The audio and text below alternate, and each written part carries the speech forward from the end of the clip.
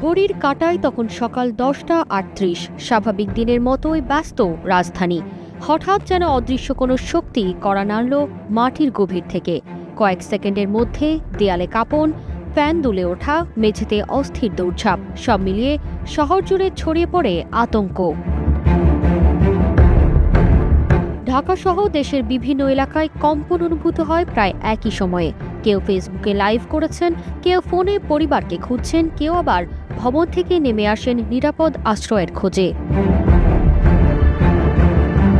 Social মিডিয়ায় ভূমিকম্পের ভয়াবহ অভিজ্ঞতা শেয়ার করেছেন অনেকেই, বাদ যাননি তারকারাও।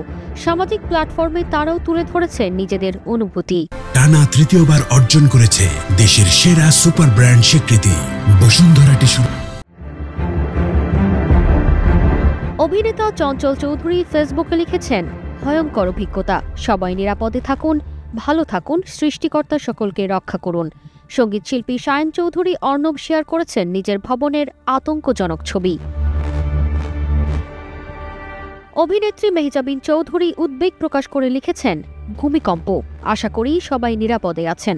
এছাড়াও ভূমিকম্পে নিজেদের অনুভূতি প্রকাশ করেছেন অভিনেত্রী সাদিয়া আইমান, সামিরা খান মাহি সহ বেশ কিছু তারকা। জানা যায় ভূমিকম্পটির মাত্রা ছিল 5.7, যার কেন্দ্রস্থল নরসিংদীর ঘোড়াশাল সংলগ্ন অঞ্চল। কয়েক সেকেন্ডের এই আকস্মিক কম্পনে অনেক স্থাপনার দেয়ালে ফাটল দেখা যায়, পাওয়া গেছে মৃত্যুর খবরও। তারতিবা ফারুহী, কালের কণ্ঠ।